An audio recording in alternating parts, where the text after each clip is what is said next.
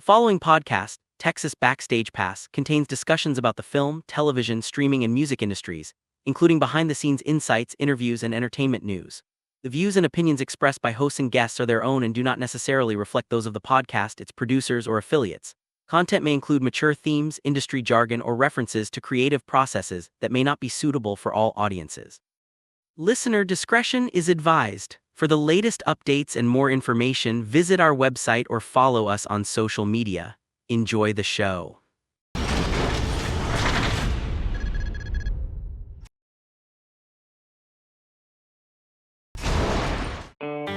From the studios of the Bitter End Media Group, deep in the heart of Texas, it's the Texas Backstage Pass Podcast with your host, Jeff Caperton. Actors, performers, musicians, writers, directors, and producers. This is your backstage pass to the latest in the Texas film, television, stage, and music industry. And now, here is your host, Jeff Caperton.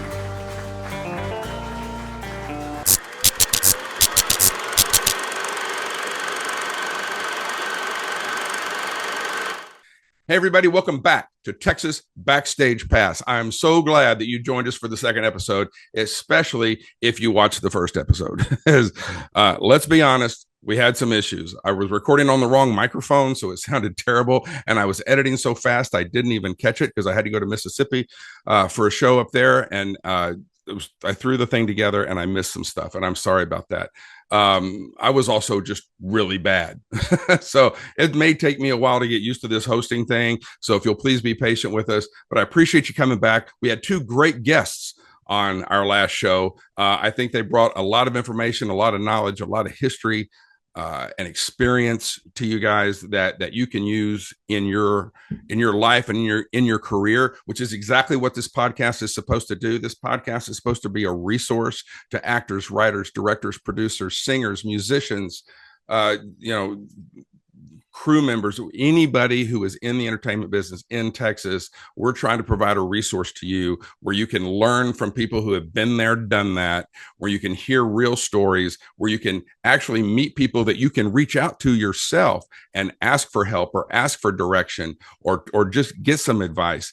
We're also going to build the website into a resource for you. We're hoping to have a job board and some other things on there and an event calendar and things like that so that you can stay on top of what's going on backstage in Texas, because backstage is where the hard-working people like you and I work so hard to bring entertainment to the people who are in front of the stage. So that's why it's so important to us. So anyway, it's very important that you please like our show and subscribe to it. That's how our advertisers know that anybody's watching. So we can't do the show without them. So please click like, please click subscribe. I want to tell you about our guests this week. I'm very, very excited. We've got two terrific guests. They're both very good friends of mine. The first is my very good friend, Mark Anthony Baca. He is a stuntman and an actor, and as of this last year, an Emmy award-winning producer who moved his entire stunt business from Los Angeles to Austin, Texas in 2020, when a whole lot of other craziness was going on. That's when he decided to pack up out of LA and come to Austin, Texas. And I have to say it was probably a smart move on his point. But since he got here, he and I have become very, very good friends. We've worked together on a number of things, and he's got a lot going on. So he's going to tell us about a lot. He's going to tell us about stunts. He's going to tell us about producing. He's going to tell us about all the other things he's got going, that he's had going on and that he has upcoming. And you're going to want to hear this stuff because it's very, very good stuff, especially if you're a student. If you're a film school student, you're going to want to hear what's coming up. So I'm very excited about Mark being on the show. My second guest is another very good friend of mine. I've known her at least 11 or 12 years. Actress, coach, acting coach, mentor, motivational person, Michael McCausland. She's also a Screen Actors Guild, SAG-Aftra advocate. She is someone who advocates on behalf of actors in the state of Texas, specifically the Houston-Austin region. She's served on the board. She was just elected president of the Houston-Austin uh, region of SAG-Aftra, and she'll be sworn into office on September 12th. So we're really excited to have Michael on the show. We're going to hear about her experience and what it's taken to get her there, and how she keeps a positive focus, and how she keeps trained and laser focused on what's ahead of her, and how she doesn't allow herself to get discouraged. And she's going to tell you how she does that. She's going to give you specific things to help you stay laser focused, stay motivated, even when you may not think things are going your way, and wait for that break to happen, the thing that you need to do. That break's not going to come knocking on your door. You're going to have to be out looking for it. And Mike's going to show you how to do that. So we're excited. We're so excited that Michael's on the show. It's going to be a great interview. But first, let's thank our sponsor. Right now, we only have one: Lone Star Beer, the national beer of Texas. We love Lone Star beer. If you're in Texas, you better be drinking Lone Star. I was at the Broken Spoke Saloon in Austin, Texas, Saturday night. I want to show you what Texas country music legend Dale Watson had to say about Lone Star beer. We'll be right back. You might be a communist, or you might be like you might be a serial killer, or you might be, if you're drinking any other beer than Lone Star beer, you might be a Yankee. I don't know. No, good. I'm not nothing wrong with Yankees as long as you drink Lone Star beer. Look, wait a minute. Let me make this clear. I will make this perfectly clear. There is nothing wrong with anybody outside of Texas.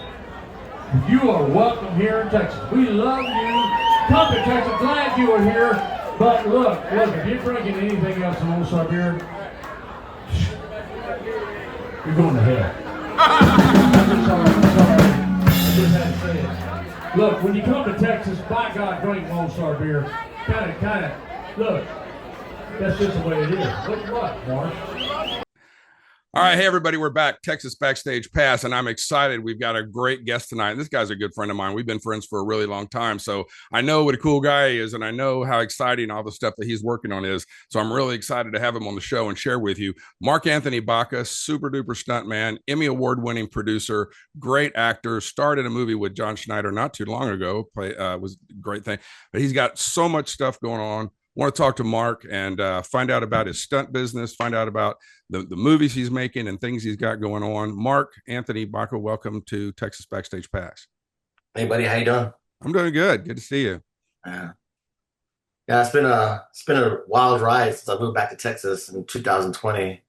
In LA, you know what it's like because you were there too. Oh yeah. So it's like you go to LA or California to work, but then you don't work there. You work everywhere else, and then you're a small fish in a big pond. But I come back to Texas with my stunt company, and special actually the big fish now because I got a lot of experience, I got a lot of equipment. So it was a good move for me. I knew it was going to pick up like 5 years ago. Now it's starting to happen.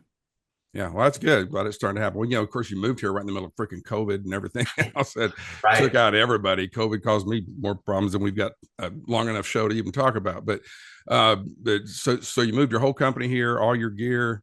Moved your family here, your daughter, everybody, and just tried to pick up where you left off, huh? Yeah. So, I started doing stunts back in 92. I auditioned for a role in Kickboxer 4, and I got a small fight scene.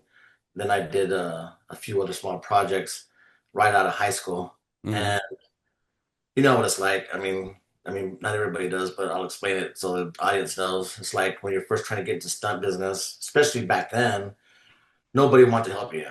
And, and even like people now are like, fit guys and girls, they're on background, and they talk to the stunt guys. They're like, oh, how can I get in stunts? And, it's like a close-knit family, and it's always been that way. But I live by a different set of rules because nobody would teach me when I was younger or take me underneath their wing right away. Right. I mean, I would beg these guys to take me on. I got lucky when I got a Kickboxer 4. But after that, it was silence. And I would go on set because back then you could walk on set. It wasn't as secured. And take your resume with you and smooth, find the guy to slip it to. Yeah. Yeah. And then you try to use your charisma to see if you can get in on the spot. You know what I mean? And 9 times out of 10, they said no, but that was the hustle back then. That's the way it was. We didn't have an IMDb page to look up people. Yeah, or I was lucky. website.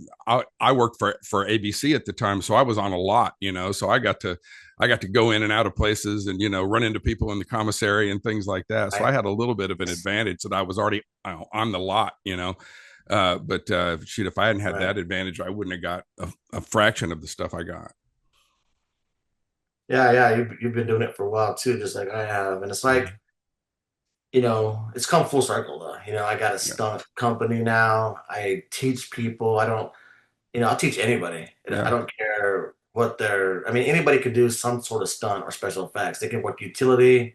They can be safety, hmm, and the performer definitely. It depends on what you're doing. The performer has to be very athletic in most aspects, not all. I hmm, mean, there's also driving where if people have yeah, good hand-eye coordination, hmm, you don't have to be the ripped jock to do right. driving. Still helps So, to be in pretty good shape though, especially if you're going to do a crash or something, because oh yeah, for yeah, sure I'll crashes. tear Yeah. you up. I've Oh, seen what do you you want? after a crash. I've seen What you do you climb want? out of the car after a crash. And I'm like, oh. Yeah, my body had to carry me. Remember? I was kidding. Yeah, it's look hard though. It's like those bird cages, you know, Mhm, totally different because you gotta wear a special harness and lift your butt mhm. off the seat, so much so you don't hurt your spleen. Right. That's when you're rolling the cars, and you could we have a jaws of life, so we can cut into Mhm. it if we need to, but we're all about safety first. Oh yeah, everything's about safety these days, and Yeah. it's got to be. You don't want somebody getting hurt. That'll even with in a movie with a decent budget, you get an injury on set, it screws up. It not only injures somebody, but it messes with the schedule. It costs you a bunch of money. It can throw off your budget real fast and your schedule if your actor or your stunt guy is hurt. Yes, exactly. And back in the day, it wasn't always as noticeable, but now with social Mhm. media, cell phones, it just now it gets out there really quick. So if you mess Mhm. up, everybody's gonna know about it. Yeah, yeah, yeah. What have you been working on lately? Anything you've been doing fun? Yeah, I I know had you were a out in LA Kevin. for a while. So. Yeah, I was in LA doing craft press junket. I wasn't doing a movie, but press junket. It's where Jason Momoa came in and Jack Black. You know what? Jack Black's actually my height. I mean, Is there? Yeah, I'm 6 foot, and I swear I was right. looking at his eyes. I'm like, Yeah, I thought he and was shorter than that. Yeah. yeah, so did I. I thought he was short, but it was funny because my his dressing room was right by mine, Hmm. and after for a little bit we were sharing dressing room, Yeah. and I just couldn't be in there when he was in there. So, but so it was funny because when we walked up, I was like, I bent over the side like this, and I stuck my butt out, and I said, "Hey, Jack Black." He goes, "What?"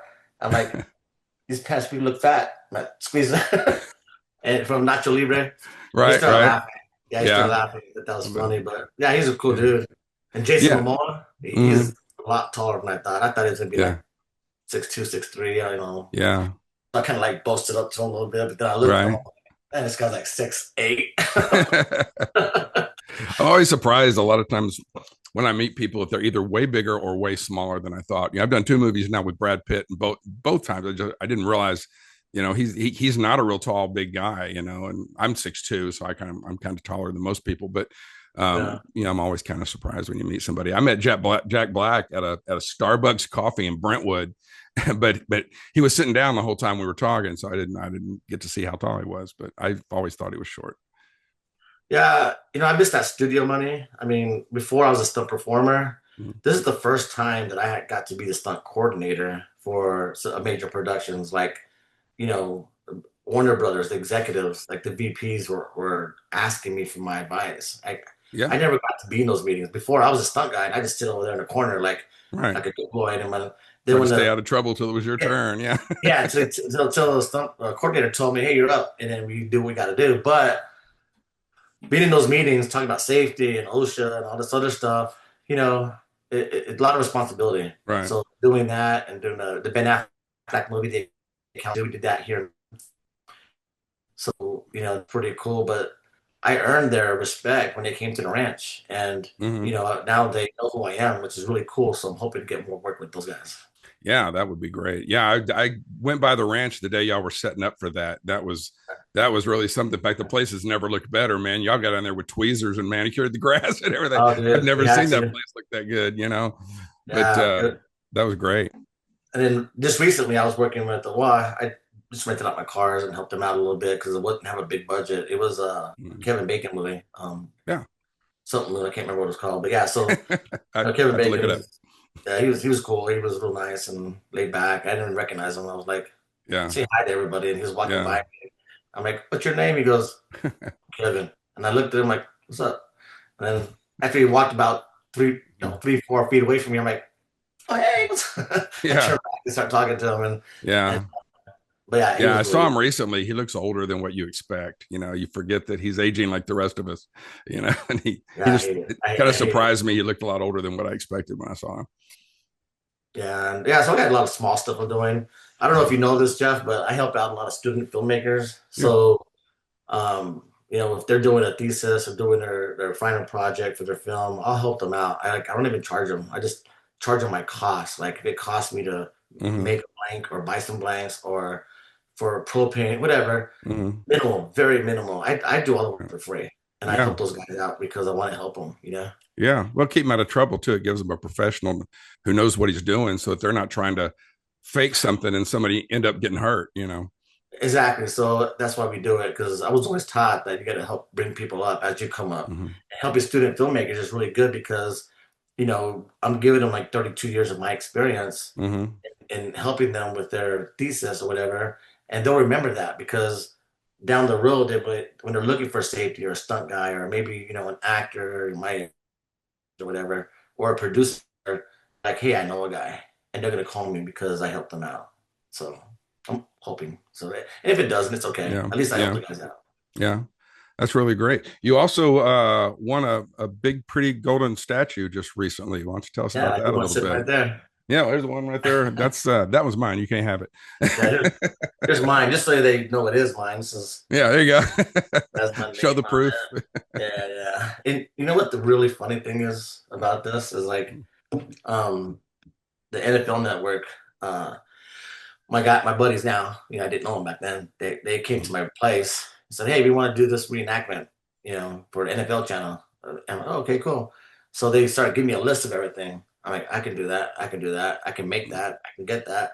They're like, well, you can just do everything. I'm like, yeah, I got you. So pretty much they showed up with their cameras. And Yeah. because I coordinated everything, they gave me a producer credit instead of a stunt Mhm. coordinator credit because I took care of everything. You did a lot of producer work. Yeah. Yeah, exactly. I took care of casting. I mean, just everything. And so they gave me the credit, but I wasn't expected to win nothing because you know how it is. I mean, you make Yeah. a movie, Yeah. and people, but I mean, Oh, I've been in so many things that were submitted for awards, and never got them. I was at, I did a movie for this guy. He submitted it for an Oscar. He had it, he made it, he rented a theater in LA so it could play in the theater in LA so that it would qualify, it met the last qualification and submitted it, for consideration for an Oscar. And I'm like, it would just be crazy enough for that piece of crap film to actually get nominated or something. But wouldn't that be great? Yeah. Well, when these guys, I knew they were going to the Emmys. Yeah. They told me, they're like, hey, we're going to the Emmys. I'm like, cool, good luck. And then I think nothing of it. And, they text me that night, hey, you won an Emmy. I'm like, oh, great. Yeah, Right. you guys. I was Yeah. like, I'm a team player. I'm like, okay, cool. Yeah. They want something. And then months later, they're like, where you at? I'm like, I'm at the ranch. They're like, we got something for you. Yeah. I'm like, okay. So they up to my ranch, like 20 minutes from Austin. And they're like, open the trunk and they pull out this big old box. And you know how it is. People like, if you do really well with the film, they give you a gift card, buy you a nice gift or something, Chili's gift card, whatever. Right. They pull out this box and this comes in really prestige. Yeah, big black box. Yeah, big black box, but it's wrapped around. It's like like a really thin cardboard black box that looks like a speaker. I thought it was a speaker. Yeah. So I'm like, okay, cool. The guys got me a speaker for helping them win an Emmy. I'm like, wait, thank you. I didn't even look. I just picked it up and said, thank you. And I put it down. They go, no, open it. I'm like, what? It opens? So I pulled the sleeve off and I saw like a treasure chest type thing. Right. So I laid it down and I opened it. I'm like, oh, great. They're going to let me see their Emmy. They're gonna let me see their Emmy. Yeah. Yeah. So I'm like, okay, Robert, I'm going to get jealous now. So I picked it up. I'm like, and I didn't even take it out of the bag. It was in the bag still. I pulled it out of the bag and I'm like, okay, this is nice. It's heavy. I'm like, this is really cool. Wow, I'm holding an Emmy. Can I get a picture with it? They go, it's yours. I'm like, what? and they said, open it, take it out of the plastic. So I took it out of the plastic, and I didn't look to see my name on it yet. I thought it just said NFL, Yeah, he whatever. thought it was for them. Yeah. Yeah, so don't read it. So I looked at it, and it had my name on it. It had everything. I'm like, oh my gosh. I'm like, man, it was an epic moment. I ain't gonna lie. That's something. Yeah. I won lots of awards for like acting and stunts for like, small stuff here and there. You know how it is. Yeah. You get this award, you get California, all these like meets and whatever and contests. Yeah. Festival awards and all that. Yeah. And to win an Emmy though, it's like that's a whole nother league, dude. That's a whole nother league. Now I got the bug. Yeah. Now I want to win another. So I won mine in 1986. So I mean, I got nominated again in 2014, but it's been a long time. I think I peaked early. But yeah, it's time. But like I said, it takes you up to a whole nother level. It really does. When Heidi and I went to the Emmy Awards in 2012, she said, well, what should I expect? I've never been to one of these. And I expect, okay, think of the fanciest, because she was in a sorority and all this stuff. Think of the fanciest cotillion or prom or whatever you ever went to, and multiply that by about 100, And, I got a shopper to take her shopping for a dress and shoes. And I hired a hair and makeup person in LA at the hotel to help her get ready, and, did the whole thing, and really, really played it up like big stars, and went and had a great time. But I saw pictures. They look good. Yeah, it's a whole nother deal. Heidi looked so good. There was a Starbucks down in the lobby of the hotel, and I'd gone down to get us some Starbucks. And she came down to meet some friends of ours who were meeting us at the hotel, and they'd called and said if they were there. So I didn't know she was in the lobby too. I walked right past her and didn't even recognize her. Wow. Because they had her hair all swooped over and everything, That reminds me of a movie I was on. I was doing this movie called Powderhorn, and I look white, right? But I'm Hispanic and indigenous, right? And so I'm doing this film called Powderhorn. I play a Mexican bandito. Well, they had to darken me up a little bit and put this like wig, give me long hair, and put the bandana. Right. So I had this whole bandana on. I had this long hair. My face was darkened. My daughter walks right past me, and she goes, and she tells the lady, she goes, "That guy looks just like my dad." I'm like, "I am your dad." So it's funny because what that does, like little hair, makeup, and a lot of makeup on me. My daughter didn't recognize me. Yeah, yeah. That's really so. Funny. To get back to the Emmy, I couldn't have done it without my team. I may have had the creative mind to make the smoke and come up with the ideas how to do all this. Yeah, but it took a whole team. I got a bunch of guys. Well, it took all your years of experience too, so you plucked from a lot of things. Yeah, I had one of my guys, a friend of mine named D. He was the one of the stunt double. Actually, he was the guy that pulls the guy out, of the car, and then Robert, I'll be like, he helped that day. And then I can't remember who was there, but yeah, I had like a small crew with me, right? And we pulled it off, and it was great. Yeah, that's awesome. Yeah, Robert is great. I've put him in a couple of films I've been working on, so he's always a good hand to have around, and he knows what he's doing. So yeah, but he's on his phone, not on his phone. I'm just kidding. Messing with you, Robert. Yeah, awesome. So yeah. I mean, people ask me all the time, like, how many movies have you done? I've probably done over 100, but like if you count commercials and like like short films, but I've got X number of credits, but I've actually done lots of things. How do you feel about IMDb? When it first came out, I thought it was cool, but it had all these regulations. It didn't have as much stuff on it. Yeah. Well, when it first came out, it was private, and then eventually Amazon bought it and incorporated it in all their Amazon stuff. So, I mean, I think it's still a good resource, and it's kind of a good thing. But yeah, there's so many ads and so much different stuff, and it used to be like you couldn't just go online and put yourself down as being in something. It would all get checked and double checked, and well, it's uncredited. I mean, a lot of people do it though, but it's like I don't even pay attention to mine. Like I have like so many credits that aren't on there. Mm-hmm. I don't care. I mean, my resume, people know me already, so they call me and they're like, "Hey, we need this." I'm like, Yeah. Now we have a mutual friend, guy that used to jump cars a lot, or at least we thought we did. Our buddy John Schneider, and you did a movie with him a couple of years ago called "To Die For." Where you were a major character in that movie. It was a very dramatic movie. Actually, it was a really good movie. I had a very itty bitty teeny tiny part in it, saw your But finger. yeah, I saw my fingers. I'm the paramedic that walked by, but I mean, John really plucked you out of obscurity to do this really, really good part. It's kind of random and very sudden. And I know you were like throwing your shit in the car and heading to Louisiana to go film that, and tell us a little bit about that, because it's a good movie, very, very good movie called To Die For. I wasn't expecting it. I was like, honestly, he called me. He's like, hey, what are you doing? I'm like, nothing. Are you busy? I'm like, not really. I mean, I'm like, to John Schneider. Oh, I'm too busy. Bye. I'm He's too like, busy. I'll call you back. yeah, I'm not busy. I'll call you back. And, brushing my teeth. But yeah, so when he asked me to be in the film, I'm like, okay, cool. I thought I was gonna get a small role, like a couple lines. I had no idea that I was gonna be his nemesis. Yeah. And you know how I am. I'm always panicking about memorizing lines because I hate to read. So I'm always like, Jeff, man, help me out. Yeah. And fortunately, John's not a stickler for the script. we put an earpiece in my ear and recorded it, and I had it in my pocket, and I would say it while I was saying it in my ear, the lines, because I had so many lines, and I'm like, oh my God, it was rough. Yeah. And I had to play something I'm not. I mean, I had to play someone that was against the flag, which is the American flag. Right. I'm very patriotic, like John. And he goes, well, you're going to be a very hardcore Democrat, not an easy Democrat. You're going to be a hard. Yeah. Oh, okay. So I was against the flag. I didn't want to touch the flag. I was a former military. I was military before, a soldier before. Right. Left with a bad taste in your mouth or whatever. Exactly. And indigenous, which I am. I do have indigenous blood in me, but it was like, it was different for me to play that role, but it was fun. I mean, I got to play somebody I'm not, you know what I mean? Which is always fun because I play a bad guy a lot. I'm not a bad guy, so it's like cool to like be a different character.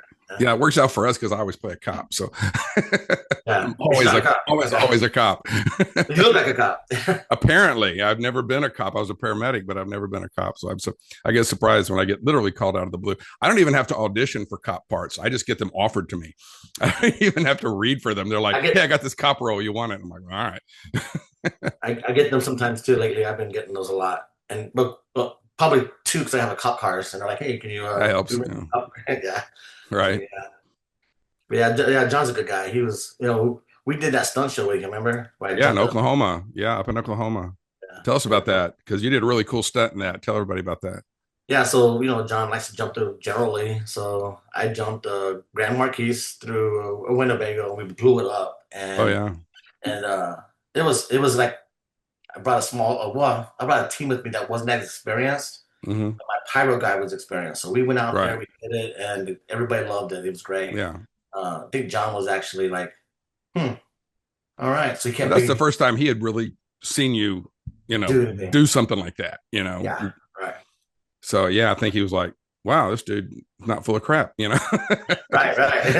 Oh yeah, maybe I'll keep him around, No, it was awesome. Yeah, you went around the track a couple of times and then hit that ramp and went right through the middle of that camper. And of course, the pyrotechnics went off as you went through, and it all blew up. And I was really surprised when you landed on the other side, because you had to get up pretty high to go through that thing like that.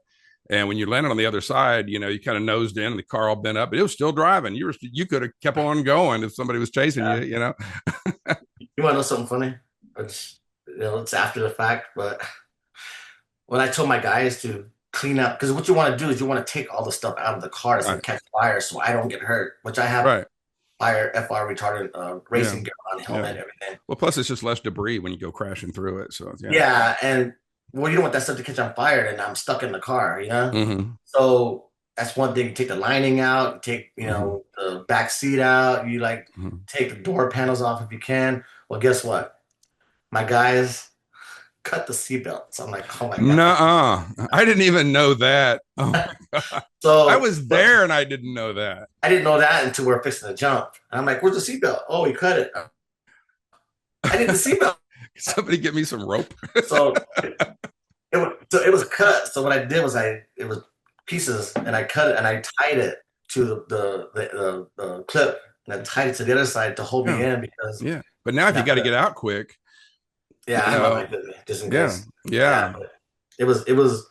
I told my guys, I'm like, oh my God, but everybody's waiting. I had to do it, so I just boom, I hit it, and Wow. it was a, I knew it would be a, it wasn't that hard of a jump as people, it looks hard, but I've Yeah. done way harder jumps than Yeah. that. Well, And and you were by yourself too. I mean, a lot if you got more than one car involved and you're having to coordinate that, you got grid drivers all around you and things like yeah, that. Those things can get really complicated really fast. yeah, You and I did a jump together. Well, you did the jump. I did chase you up in Smithville, yeah.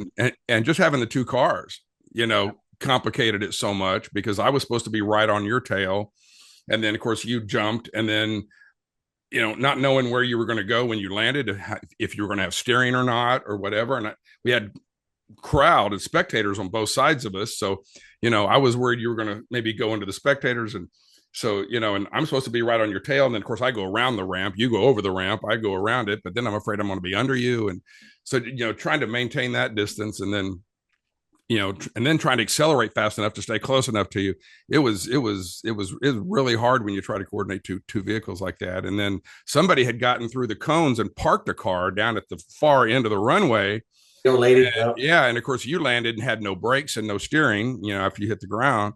And I was really worried, you were headed toward that parked car for a little bit, but certainly they got hit, I've done this a lot. I knew when I landed, I slowed down like 50% at least, and then I used the e-brake. I had to make sure the e-brake was working, and that's one thing that wouldn't, because the e-brake works the back brakes. Yeah. No matter what I did with the front, it would hit those back brakes. So I could but of course, then you're just going to skid and slide a long way, so it's going to slow you down, but it's not going to stop you like the front brakes will.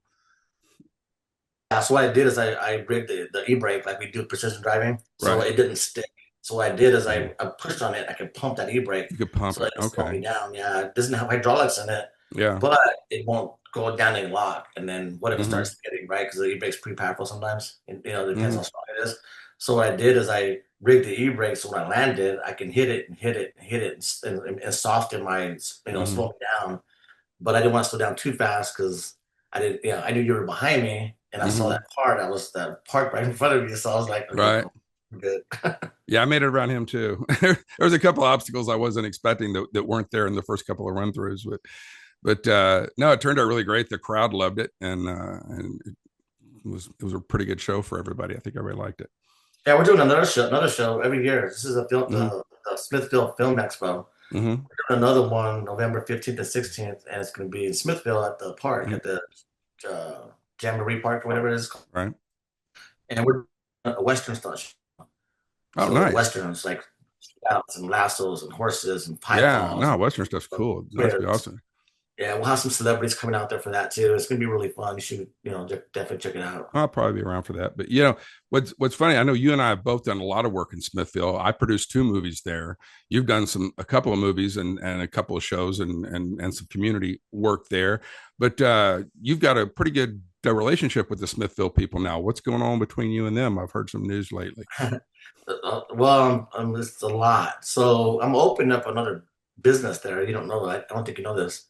So there's a 10,000 square foot building that I'm getting, and I'm opening up my martial arts studio, kickboxing, boxing, MMA, fight choreography, wire work, training, and then on the weekends, or if I need it for filming, I got ceilings that go like 30 feet in the air. Right. So we can put lighting and we can put a green screen and do wire work. I mean, oh, nice. We could do like use it for filming, whatever we need. Yeah.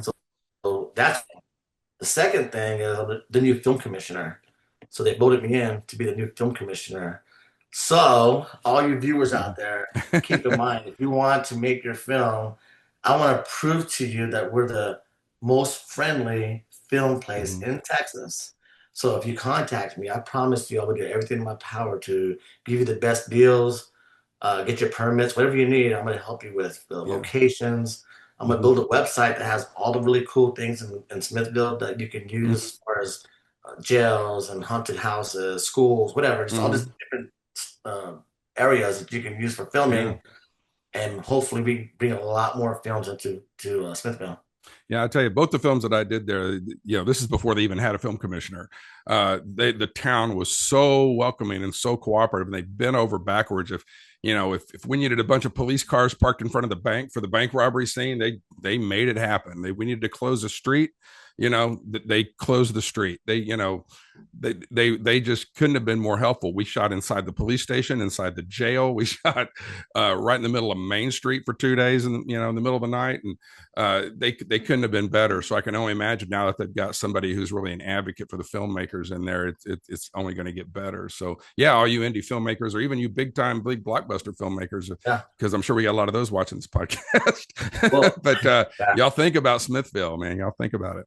Well, you do know that they filmed Hope Floats there. Oh yeah, long time ago. Yeah, Take a Bullet. Yeah, and I'm actually reached out to her people because I'm trying to see if they'd be interested in doing a part 2 of that. And yeah, we'll see what happens. I mean, yeah, you never know.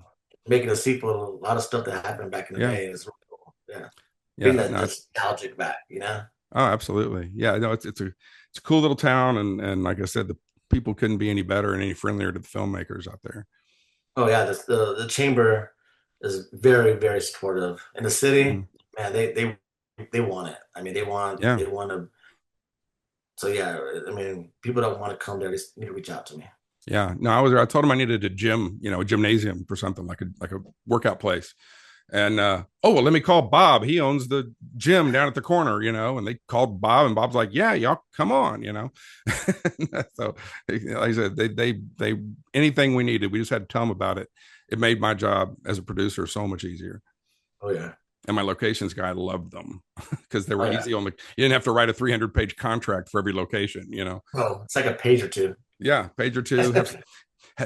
Have a little insurance and everything's fine, Yeah, Robert Tandwell, he's a really cool guy to work with. Yeah, but the police chief was great too, man. We used police cars. I mean, they would always have to drive them, but it's funny. There's a scene where I come screeching up in a police car, and I get up and I get in a shootout with this guy, and of course, the actual cops driving the cop car up and screeching to a stop. Then it cuts to a close up on the door, and it's me getting out, because they wouldn't let me drive the car. But it was like, we still made it look like I was driving the car. Not too funny. That's crazy. Well, what's coming your way? I know the future is bright. So besides your new business in Smithville, which is also going to be a resource to all you filmmakers out there, think about this. Not only place to film or place to train or place to do whatever, but if you're looking to get into the business, I know Mark puts on classes, all different levels of various kinds of stunt training. So keep that in mind, folks. But besides this new business in Smithville, what's coming your way? So we got Toy Maker. We're filming with a buddy of mine his name's Evan Allen. I did 6 Wheels from Hell with him, so you could put that in. Yeah, that was actually a really good movie. I don't think I ever told you that. I saw that. I was, because I didn't even know what you were making it. It's like you disappeared for like a month and all of a sudden came back. You never even told us where you were, and all of a sudden this movie comes out, and it was great. I thought it was terrific. Yeah, I paid Killer Trucker now. Yeah, but he another film. It's called Maker. We got Robert Lasardo coming. We got Rashad Evans for the UFC. Yeah, he's a world champ. He's a heavyweight, former world champion for the UFC. Anyways, we have all these guys coming. I play a real estate. I'm the bad guy, so I play a real estate guru that's trying to take over the town. We're filming that in Smithville, actually. Oh, okay, nice. So you're the big rich bad guy from the big city coming in to take over the little town. Yeah, it kind of scoop up all their property. Yeah, we're doing that, and then next year I have 3 or 4 SAG films we're producing, and some I'm acting in, some I'm just doing stunts in, but I'm producing one with you. We're doing Carnival. Carnival, yeah. Mr. Ross, he's with Steve Ross out in California, and my publicist and your friend, buddy Jimmy Starr, and those guys. That's got Carnival's coming our way really soon. We're doing that in California, I believe, right? So then we're doing exteriors. We're doing exteriors in California. We're doing the interiors. We were originally going to do them in Mississippi, but now that some of our stuff has passed here, we may end up moving the Mississippi stuff to Texas. So hopefully that's what we're going to do. Yeah, that's what I'm hoping we're going to do. The Mississippi was pretty nice to us, but I think maybe if we can just match, the end of the day dollar amount, I think we're going to try and move those interiors here, because there's a lot of stuff that happens, happens at a circus. So all the exteriors will be done at this big crazy circus that you and I went to out there in California. And the interior, as soon as they walk inside the tent, boom, you'll be on a soundstage in Texas. So, and then I have a Powder Horn, that movie I did. It was actually a short trailer. Now we're doing the feature, and I've talked to John Schneider. He's interested in being the lead. Oh, nice.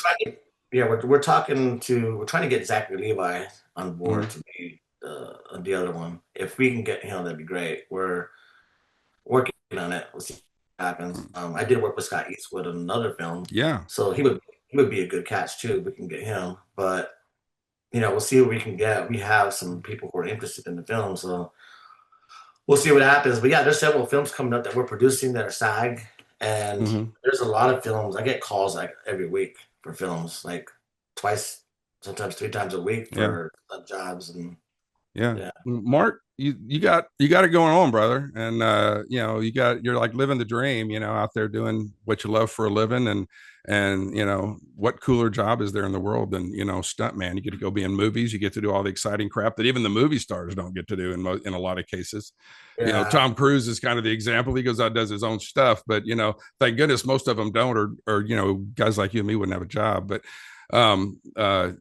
you're doing it. Sounds like you got a bright future, great things going on. Anybody out there, if you're a filmmaker or a student filmmaker, especially, keep, Extreme Force Films and Stunts in mind, especially again, these students, you students that are doing this stuff, don't go out there and try to do a dangerous stunt by yourself for your little student film, call Mark, get these guys involved, get the pros involved. And it's not going to cost you, anything if much, it'll cost you the price of whatever it costs them, but man, get these guys involved and do it safely and do it right and make a great student film, and of course you big producers and all you big Hollywood big shots that watch my show, you guys hire Mark Anthony, Extreme Force.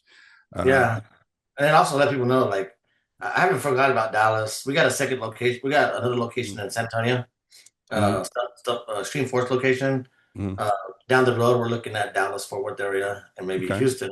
One of my guys, James Marshall, there, martial arts studio. Yeah. So I'm going up there to firework here pretty soon in September. We've always got my garage, so Then we'll go swimming. Yeah. Do a little wire work in the garage and then go for a swim. Yeah, there you go. Well, Mark, thanks a lot for coming on the show. I know you're a busy guy. We both had to juggle a bunch of things to find a time that would work to do this interview. And I appreciate you doing it for me, buddy. I appreciate you being my friend, and looking forward to some really cool stuff coming down the road. Yes, sir. I wish you much success with this podcast, and hope it thrives for you, man. You deserve it. You know what you're doing. You've been doing it for a long time. So, well, we'll find out. It's going to take a few episodes for me to get the hang of it, but we'll find out here pretty soon if it's going to work or not. Sounds good, buddy. Thanks for having me on. I appreciate it. All right. Thanks. Mark Anthony Baca, Extreme Force Hollywood Stunts, and we'll be right back. See you, buddy.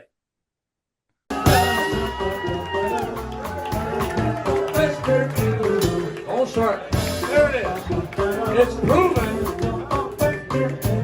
The only beer served in heaven. It's the only beer that God. It's the only beer that Santa Claus drinks. By the way, that was Zane. Thank you, Zane. You were on point, man. Zane is our tour. He's the road manager and our merchandise guy over there. So thank you, Zane. Hey, we're back. Texas Backstage Pass, and I'm really excited because our next guest is here, and she's a very good friend of mine that I've known, gosh, Michael, probably close to 10 years now. Over 10 years, I would Over say. 10 years. Yeah.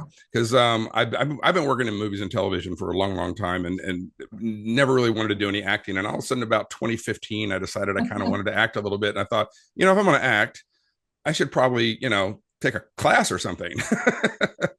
And you were a local coach. I guess you probably still are a local coach here in Houston. I still coach. Mm-hmm. Yeah. Mm-hmm. And I signed up for your class and I had a blast, and I made friends in that class that I'm still friends with today. Yep. And you and I became very good friends and even did a few things together.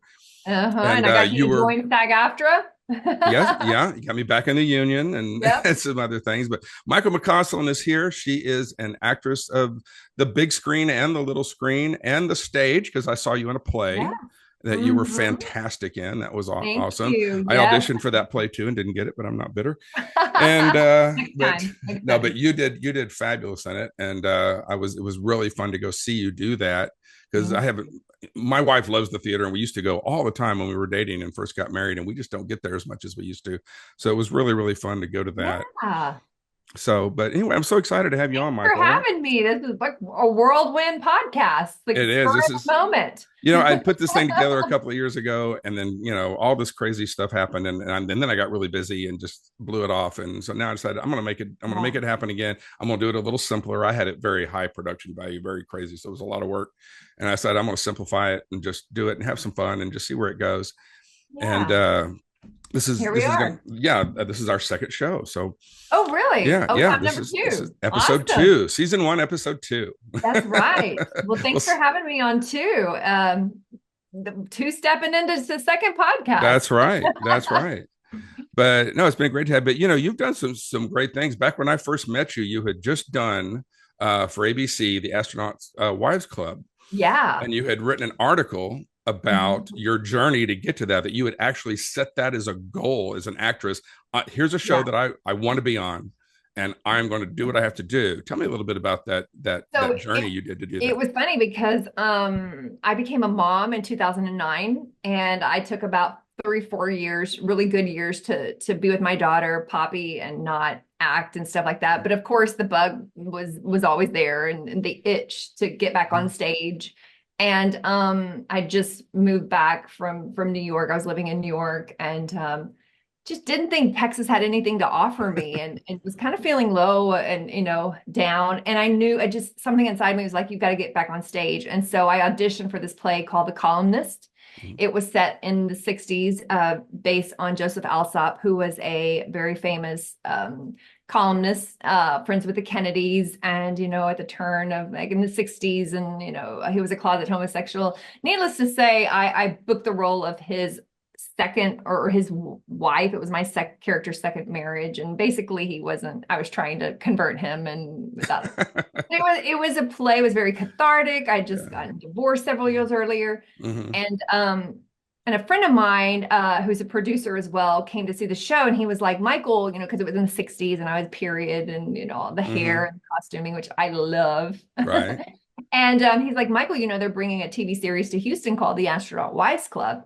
And something in me just clicked, and I was like, well, I'm going to book that show. And I just went on a 42-day book a job challenge that this coach called Dallas Travers, she created. And I was like manifesting it. I was saying, every day I was telling 3 different people that I was going to book a role in the show. I'm sure I've told you and all my students. And I got period costuming. I took headshots. I was just prepared for it to happen, and I wanted to have the right headshots. And so I got 2 auditions for the show. But before that, I was just putting out in the universe, why does the casting director like me so much? The producer, Stephanie Savage. And I was just doing all this weird stuff that I'd never done before. And didn't you like dig up some email addresses and send some people some unsolicited emails? And yes, to the casting director in Los Angeles. But it was funny because I was the chair or co-chair, I can't remember, of the Houston Conservatory. I don't think I was president at the time. I might have been vice president or just a board member. And we had brought in Ryan Glorioso, who is very famous casting director in Louisiana. Big time. And I had volunteered to pick him up because we flew him into Houston, and I don't know if you were there, but so I picked him up, and we had this like 20 minute ride, which probably felt like 20 hours to him. Right. Ride from the airport. Michael wouldn't stop talking. Yes, to his hotel. And I was just telling him all about me and this goal of booking, I don't even think I told him the goal. I was just telling him about how to book commercials, and I made my health insurance, and he just got to know me for me. So then he went back to Louisiana, and a friend of mine, Amelia Jeffries, I think, texted me like 2 weeks later. She says, Michael, do you know who the local casting director is for Astronaut Wives Club? And I said, no. And she said, Ryan. And I had his personal email. So I emailed him right away. And I said, Ryan, I know you're casting the locals for Astronaut Wives Club. I'm perfect for this show. I'm going to book this show. Yeah, I've got that period look. Yeah. Yeah. And he was like, well, make I sure remember you you're with go. the beehive hairdo and everything. You look, Everything. in one of your Mhm. scenes, you look fabulous. But Yeah, anyway. thank you. And so he knew I was on board. My agents knew I was on board. And then a couple weeks later, I got an audition for a role, but I didn't book that. And then the second, I flew down to Louisiana for audition to that. And the second role, I remember it was Halloween night, and a friend of mine came and we recorded it. I think after I took my daughter trick or treating. And then a week later, my agent, Kat, at the time, she called me and she said, you know, you're on hold for network approval. I'd never been on hold for network approval, didn't know what it meant. Mm-hmm. And then I literally wrote on a mantra card that I would book the show, I think November the, I don't know, 13th or something. And I booked it November the 12th. Like I That's was awesome. that specific with my manifestation. Wow. Yeah. So just a matter of days. Yeah. And so, you know what? I went on set and I had messaged one of the actresses. I don't know how someone shared her information with me on Facebook, and I messaged her. She had already been cast as Annie Glenn. And I told her my, you know, desire to be on the show. And as fate would have it, my scene was opposite her on the show. It was just weird, Yeah. but it showed me the power of my word, and I have to be clear and specific. And I also did that when I booked The Long Game, the film I did with Dennis Quaid. Great movie. I remember, too. yeah, for all you golfers, check it out on Netflix. But I remember, again, it was a period. It's just something with me in period projects. And I did my hair. And after I uploaded my audition or take my audition, I told my daughter, I just booked that role. And I think I told my mom, and she was like, yeah, I know. So it's just something in me, you know, I don't book every role yet. No, I'm joking. Yeah.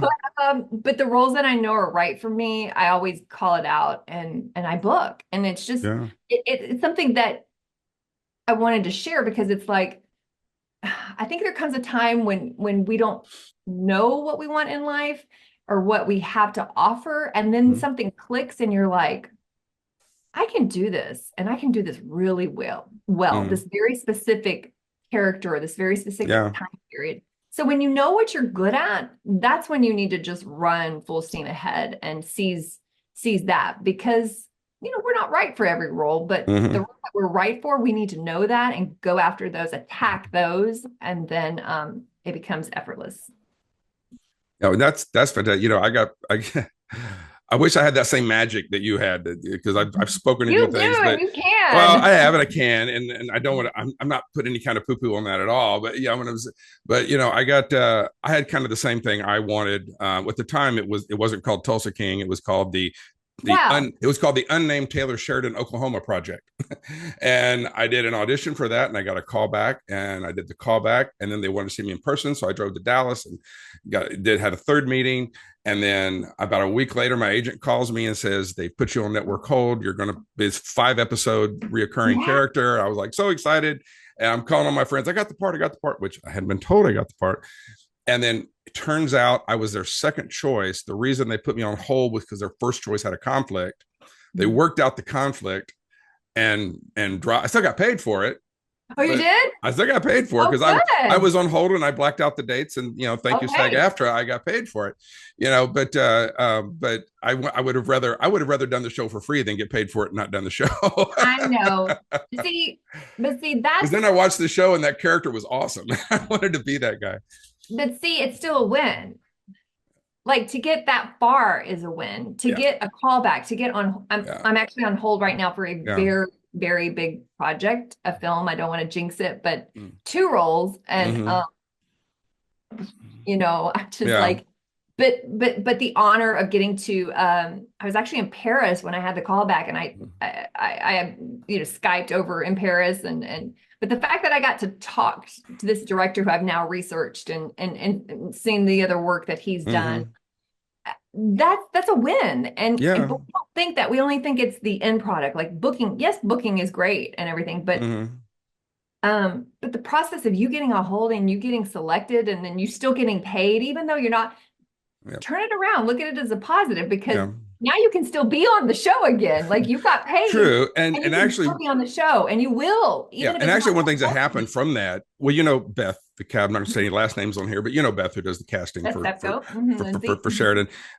Because of that, they remembered me for Landman, and I auditioned for Landman and got all the way to 3 auditions. I was never put on hold, but they went with somebody else, but I made it to the 3rd audition. and it wasn't a guest spot. It was an actual principal spot on the second season.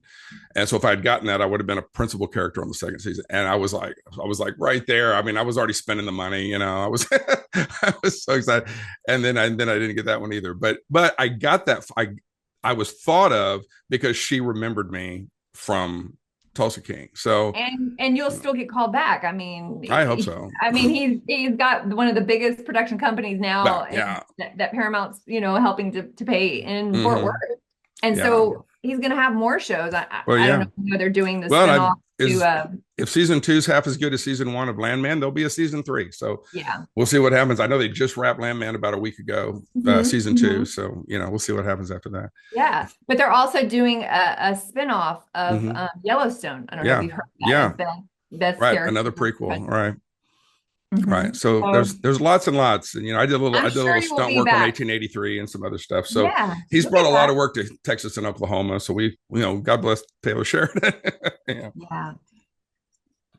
Well, that's really awesome. Yeah. I wanted to ask you about the long game because number one, Dennis Quaid's one of my favorite people. He's an awesome guy. And he was a huge part, him and McConaughey and Harrelson and those guys of lobbying the our state representatives and everything in this past legislative section to get movie incentives brought back to Texas. And he was a huge part of that, but he's a great guy. But that was filmed in a lot, or at least a lot of that was filmed in Bastrop and the surrounding areas. So it was filmed in Texas. Well, oddly enough, the majority of the film was not filmed in Texas. Okay. And I actually out on that. I actually got to speak at the Capitol 2 years before. I was the prequel to the McConaughey, you know, the 89th legislative session. I actually spoke at the 88th legislative session to both the House and the Senate in regards to film incentives. And I talked about how The Long Game, which won the Audience Narrative Award at South by Southwest 2023, how it was shot primarily in Bogota, Colombia. Yeah.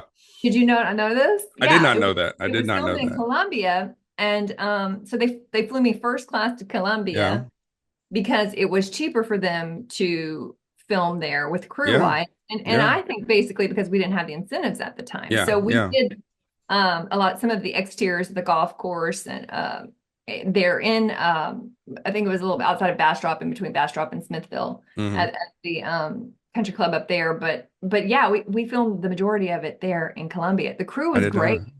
The altitude was like, I don't know, 10,000 feet above sea level. I got sick on the ride back down from the mountain, but we filmed that there, and I actually got to meet Dennis while I was in the trailer getting my hair and makeup done, because he came and sat right next to me, and I've grown up watching his work and a fan, and so it was just surreal. And we just started talking because my father's name was Dennis. He passed in 97. But I just mentioned that, to him. I said, oh, my dad's name is Dennis. And he's like, oh, I said, I told him when the year he was born. He's like, well, April the 10th. And he said, oh, my birthday is April the 9th. And it was just how like their birthdays were a day apart. And he's from Houston. And I don't know if you know this, but Brent Cullen played my husband. Yeah, Brent's a great, I know Brent. He's a great guy. Yeah, you should get him on here. I'm getting him on here. I'm already working on it. I got his number. But he and Dennis went to University of Houston together. Yeah. And so it was just funny to see them like cracking jokes. And they both actually taught me how to swing a golf club, which was again surreal. Right. No, you look great in the movie playing golf. And the first shot of the day was my scene where I had to just knock it out. And I was like praying to the golf gods, and I hit it beautifully, and then I had to curtsy, and I was like, yeah, I'm gonna swim. But it was an amazing opportunity just to be. It was like being in heaven, and like the clouds so low, and well, both Brett and Dennis do a lot with the film school at U of H. They bring in speakers, and before Bill Hurt died, all of them, they would bring just the greatest talent into the film school at U of H, and they still are just great with that, helping cultivate the next generation of filmmakers coming out of there. So so they're really great. I worked with Brett on Queen of the South. We did I did a pilot episode, and then I reoccurred in the second season in a scene with Brett, and it just Okay. we got to talking about all that because his family, his Cullen is the key. Oops, sorry. Yeah, the Cohen Center. Mhm. Family from Houston, which is a big oil and gas family, big property family. And when I was in the oil and gas business, I actually took leases from his Oh, family and stuff. And so okay. we got to talking and having a good time to the point that in two of our scenes, we weren't actually in the foreground. We were in the background, and we're talking so much, we're getting shushed. Because you're really talking. Doing it, and it wasn't me getting shushed, it was him getting shushed because we were having such a good conversation, and he would get excited and start talking louder, and next thing you know, like we're I'm used to getting shushed at my level. I'm not used to getting shushed when I'm having a conversation with someone like him. But that was just hilarious, and I'll remember that forever. And we exchanged numbers and actually stayed in touch a little while. I haven't talked to him in years, but Yeah. I'm talking to his people about getting him on the show, and I'm confident I can probably do it because he's such a hometown guy, and so I feel like it's going to happen. Yeah, no, he's good. He does that. He does a lot of like local radio stuff, and so he'll totally do this for it. Yeah. And if not, just I'll give him a call. Well, what else is coming up in the future? What do you got coming? Don't jinx your good stuff. I'm not going to jinx the big. I don't want to throw any bad mojo at that. No. I just actually shot a national Allstate commercial, July 24th. Yeah, it's going to be coming out around the college football season. I don't know when does that start? Like September, October? Yeah. I got that coming out. Maybe they'll play it in the Super Bowl. Who knows? I didn't even think of that, but I hope so. Visual. You never know. Lord, yeah. Wouldn't that be something? While. Yeah, I haven't looked the national in a while, so I was so grateful. Yeah, I know you had a pharmaceutical ad a while back that ran for a really long time. It ran for a really long time, and I shit you not. The residuals that I got, I literally, because they would send you checks, and I literally had so many checks that I laid them all across my queen size bed, and I took a picture because I wanted to remember that. And I'll be rolling on them. but oddly enough, not oddly, synchronicity, whatever you want. Ryan Glorioso cast me in that. Oh, okay. And I had to drive myself to Louisiana like 5.5 hours, and I was not the type that they were looking for at all. Yeah. They were looking for shorter women, but I don't know. He just called me, and I didn't fit the type or, the hair or whatever. And the reason I got it because I was good, but the hero guy that they booked, he was like 6'4", and I'm they needed a tall. Yeah. So everyone else that they'd called in were very short, and so my height worked for me. Yeah. And I booked the commercial, and we filmed like in a January and like on like an old plantation, and it was freezing in an old home, but those checks were lovely. They took me and my daughter to Paris for the first time. Yeah. I've had a couple of friends that did pharmaceutical. Jeff Weber, a buddy of mine, did one. I forget the medicine, but it's the one for the what's the skin flaky thing? Anyway, but he said he showed eczema? up. Is it eczema? Yeah, but he said he showed up as one of the most professional sets he'd ever been on. Everything was just top of the line, grade A, really nice. They treated him great. They shot all the stuff, and that commercial ran like 2 years. So he was thrilled with it. So yeah. Awesome. But yeah, just trucking along. I mean, grateful for Allstate. You could end up like the next Flo from Progressive, or the next Jared from State Farm. It could be Michael from Allstate. I would love that. I play a boss. Make a career out of it. I mean, yeah. Michael from Allstate. Yeah. Michael from Allstate, right? No, those commercials are nice. It's a funny spot too. I can't wait for you to see it. I can't wait to see it. But yeah, just excited because September the 1st is actually the date that the new incentives package start. So a lot of projects are kind of like, I think, holding off until the September 1st deadline. And we're like, was it 11 days away from that? Yeah, no, we're right on top of it. I've got somebody from the governor's office, from the film commission, coming on the show, but they're waiting because it has to be cleared through the governor's press office and all this crap. So we're waiting to get through all those hoops. But yeah, they're excited to come on the show and talk about the incentives. Yeah, and what's going on. It's an exciting time, and with Taylor being in Fort Worth, and I just think we're going to see work like we've never seen. Of course we are. We're going to see work like we've seen. I'm hoping more TV series, you know, both Yeah. in Dallas and Austin. I Yeah. hope And there's people think more it's work just in for actors. Houston. It's not just more work for actors.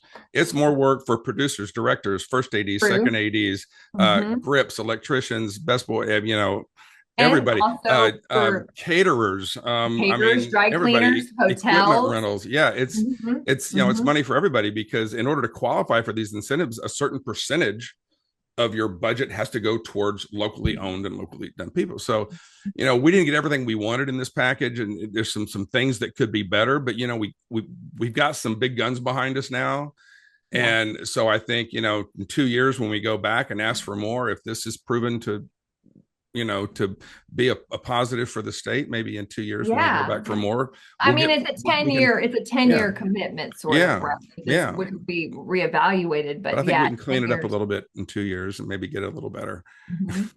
No, yeah, but Because I as was a just producer, I'm always looking at the math side, you know, and there's things that can be fixed and made better in this. But we're really lucky to have what we have, because we I are. know the problem that we had when they first took them away from us several years ago Mhm. was it's not just a matter of all the jobs left, all the equipment left, all the crews left, all whatever. I was doing a movie in Austin for Lionsgate, and we were having to share about half of our crew with Friday Night Lights, and they would shoot Mhm. all day long on Friday Night Lights and then come and shoot all night long with us.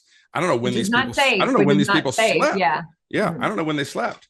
And but so just little, you don't think about that, but things like crew, things like equipment, I don't have to truck in from another state. I can rent it right there in Austin or Dallas or Houston.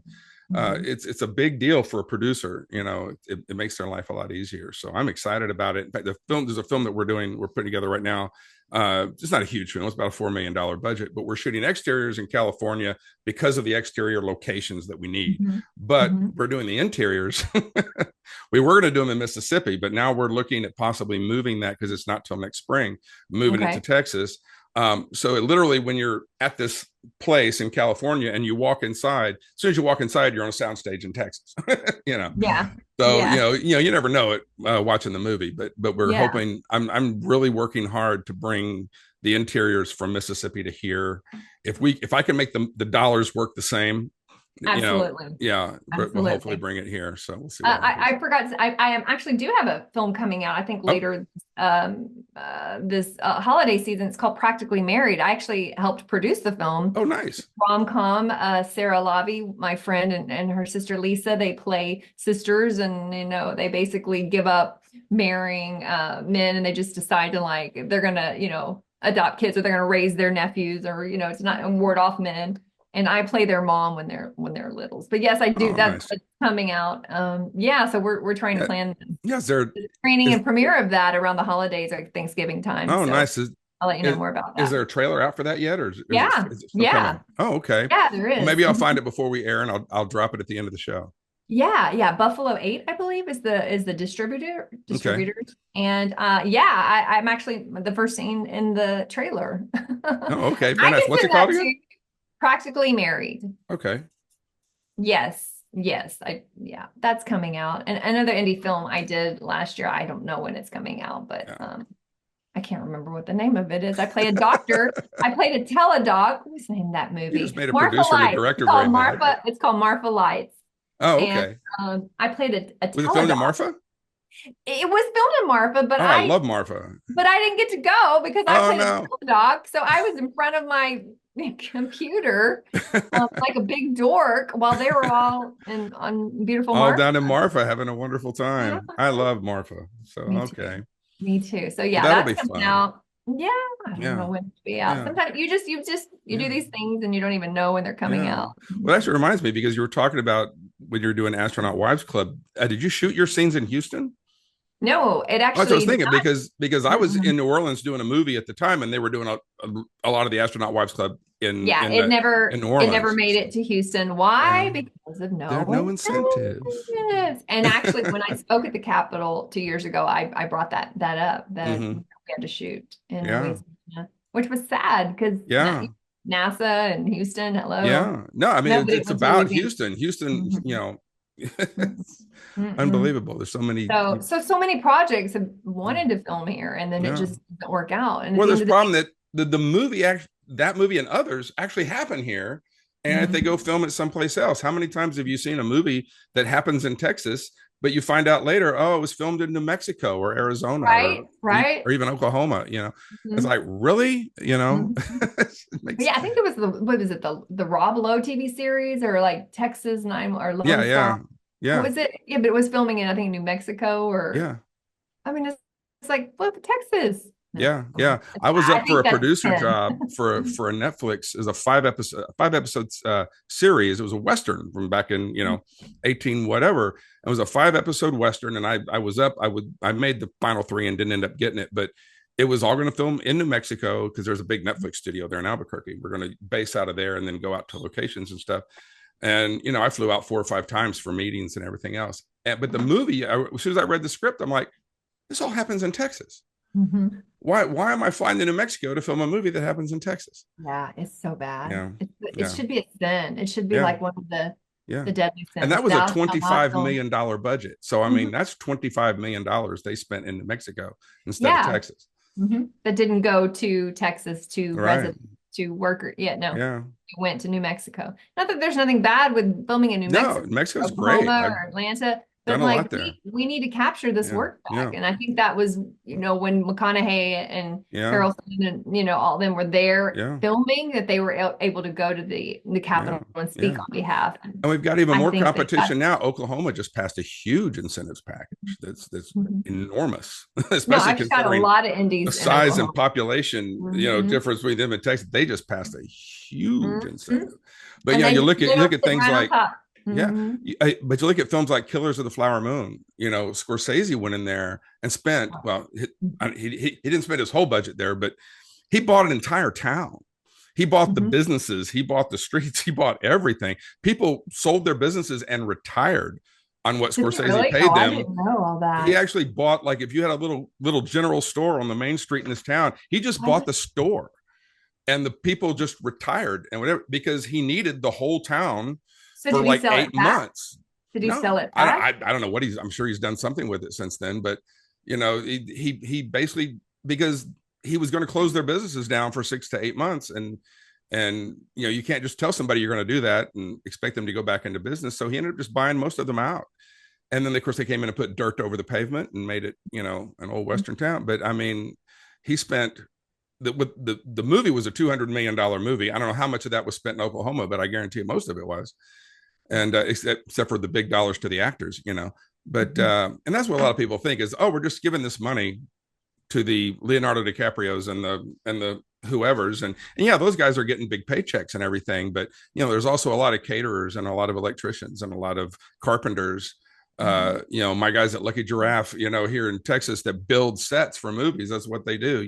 This is their thing. This is what they do, and that's going to mean money for those guys and work for those guys. And allow them to hire more people. Right. And we had a lot of Texas SAG-Aftra members work on Killers too, which was a blessing. And like, it was nice to see a lot of actors in the film, and because it was a great film. Yeah, we did. Mo Hedrick and a bunch of our guys. Mo Hedrick was the sheriff. There was a lot of great Texas actors.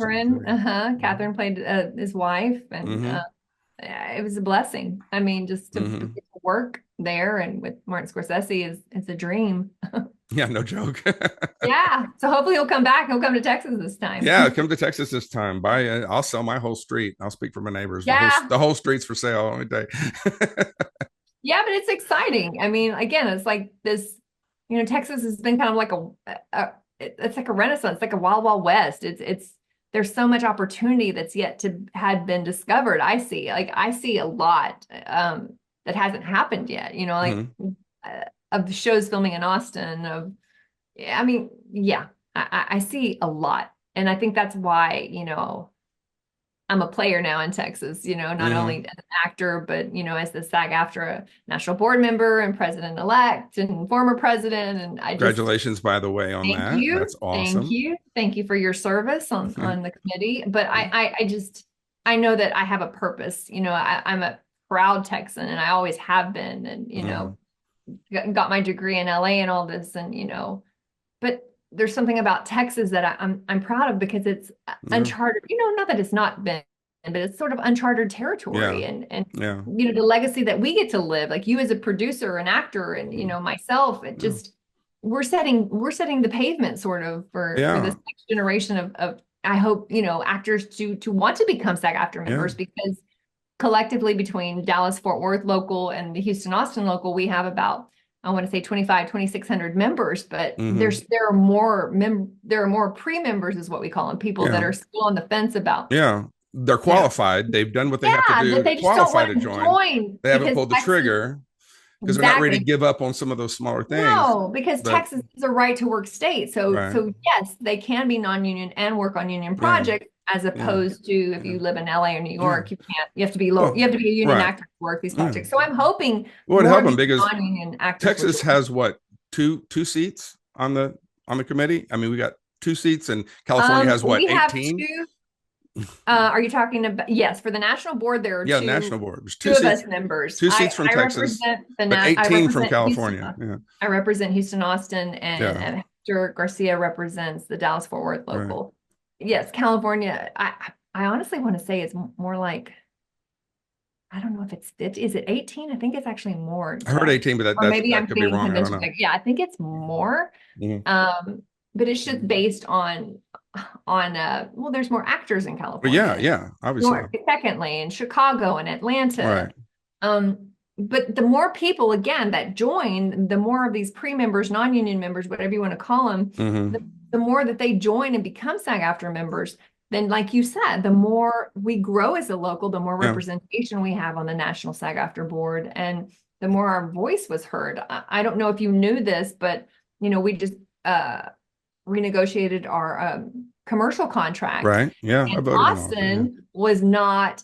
So Houston and Dallas has zone coverage for commercial work. So if you're an actor and you're doing a extra work, you get the union rate for background work on a commercial, which is, I want to say, in the mid 300s. Right. But it's pretty good money. I don't know if it's all but doing extra work on a commercial, a SAG-Aftra commercial is bank. Like, you could make a lot of money. I have friends in Los Angeles that their full-time job, this is how they make their living, is a SAG background. They're on like every sitcom you've ever seen, Two Broke Girls, whatever, Friends, whatever. They're on all these shows, but they're the people in the background in the coffee shop or whatever. And these people, they aren't getting rich, but they're supporting themselves comfortably with insurance. Towards their health insurance. With their health insurance and everything else. And they're making a decent living. And, a decent living in California is different than a decent living in Texas. You got to make some money in California to live even a comfortable middle-class lifestyle. Yeah. I mean, gas alone, milk. But back to what I was talking about. So Dallas and Houston have that zone coverage. Austin did not have it because it was not negotiated. And so if you're a SAG-Aftra member and you're working on a commercial that's shooting in Austin, unless the producers go ahead and pay for it, then you don't get that big rate that you do in Houston and Dallas. It makes no sense. So since SAG and AFTRA joined in 2012, I've been an advocate and a voice along with some other people just to say this needs to change, because none of our agents in Austin can become signatory agents because there's no zone coverage. So it was just this weird weird little boundaries everywhere. Yeah. And so for this last negotiation, it was brought to the board and to include Austin for zone coverage. And I spoke very much in behalf of that. And there were some people that didn't understand it and that didn't want it to happen. And so finally it passed. So Austin has zone coverage. And I was very excited that I got to be a voice in favor of that, because it's huge, and that will lead to more things. So Austin is definitely on the map and people are seeing it and knowing it. But we've come a long way, but there's more to go. But I'm proud of Texas, and I feel like Austin especially is going to be the next capital. I really not the next capital, but the next capital of stuff really happening. And I think it is. And one of the things that always bothered people, and I'm a member of a lot of different groups and different things, and people are always saying, well, we don't want Houston to be the new Hollywood. We don't want, or Texas to be the new Hollywood, and we don't want this and that. It's like, but something McConaughey said during the speaking, we're not trying to make Texas Hollywood. We're trying to make Texas something different than Hollywood. We're trying to, do something, more like what people in Texas want. We're trying to make those kind of movies, and we're trying to do them here, and we're trying to make movies and do, we're not trying to make Texas the new Hollywood. We're trying to make Texas the new film place to be, but not necessarily turn it into just another Hollywood with all the, Well, it'll never be Hollywood. No. And Hollywood's not even Hollywood anymore. Hollywood's not Hollywood anymore. Everything is shooting, not everything, but it's not what it was before. If you had to be in LA, New York to be a worker. The executive offices are there, but everything else is being done everywhere else. And during COVID, everything shifted. A lot of celebrities left Los Angeles. Look how many moved to Texas. Look how many, Joe Rogan, Woody Harrelson, Ron White. I can't even, there's a jillion people moved here. Yeah. During that period of time. I mean, Rogan came out and then a bunch of other people followed, a bunch of his buddies followed him. Tom Segura, who I did Bad Thoughts with. Tom absolutely told me, it was funny because my mom booked the show before I did, and I went with my mom to be her dotager. And I got to talk and meet Tom and everything. And he mentioned to me, and then I book it because they sort of remembered me anyway. Yeah. But I asked him about the show, and he said that Netflix came to him offering him to do the show, and he said the only way I will do it, because he was living in LA, but I think he moved back to Austin, I want to say around COVID.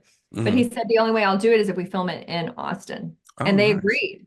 Yeah. So thank you, Tom Segura, because he brought a lot of work to Texas actors. And then Mo Amer was, Mo's always lived in Houston, I think Katy area. But he, 2 seasons of Mo was the first scripted television series in Houston. And so these comedians, these names are bringing these shows to Texas. Gabriel Iglesias did his little sitcom out in Austin, Okay. So and that was his idea. It was his idea to do it in Austin. So I mean, these people are doing stuff for us. And so there's a movement, and I think everything started in Hollywood, and I want to say before the pandemic, when I want to say Atlanta started bubbling. Remember when Atlanta started bubbling and everyone started moving there? Oh yeah. I mean, you had a couple of big key players that came in and got behind it. You had, I'm having a brain fart. Medea, Tyler Perry, when Tyler Perry did his thing and built his studio. And then now that there was facilities and equipment there, then everybody started rolling in because it was there. New Orleans, of course, had their thing going. They had a heyday, and then they lost some of their incentives and lost some of it. And then, kind of rode that roller coaster that we're riding now. Yeah. And Oklahoma's really blossomed, before us. Oklahoma's blown up. Yeah.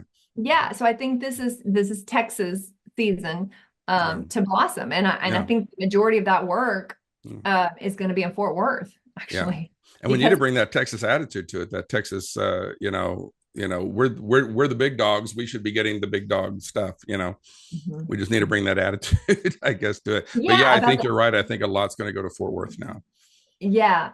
It's funny because this Allstate commercial that I booked it through my Austin agent, and the leads came from LA, except for me, because I was the better actor. One of the other actors told me that came in from LA that they had 2 people. But anyway, it's nice. I want to break this stereotype of I really don't like the term local actor, because I got my SAG card in LA. I happen to live near where the movie was filmed or the commercial is filmed. That doesn't mean I'm a local actor. No, so unless you're doing paperwork for an incentive, in which case you have to hire a percentage of local actors. Exactly.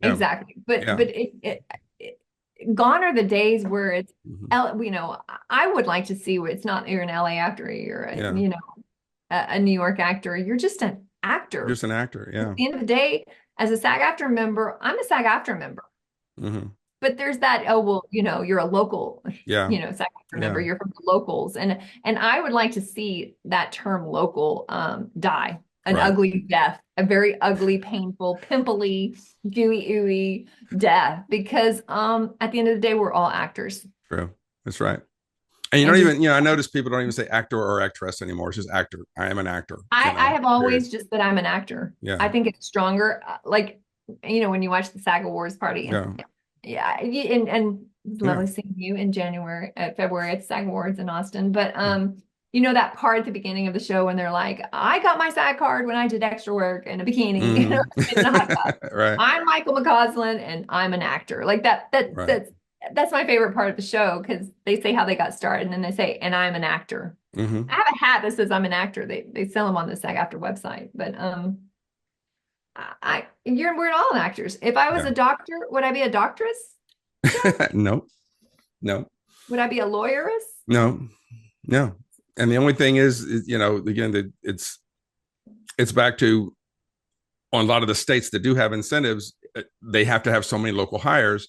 And I think that should really be the only place where that counts. And even then, there should be enough flexibility that they can do what they need to do and still get the incentive. Just because I actually lost a really good part on Walker, Texas Ranger, because Beth Simcoe actually told me that I was too good for the part and they have to hire so many local actors that they wanted to actually save me for something better so they could hire me, because they could hire somebody not as good for this part, and they wanted to save me so they could use me for a bigger part as a local actor. Like, it really went into the incentive things.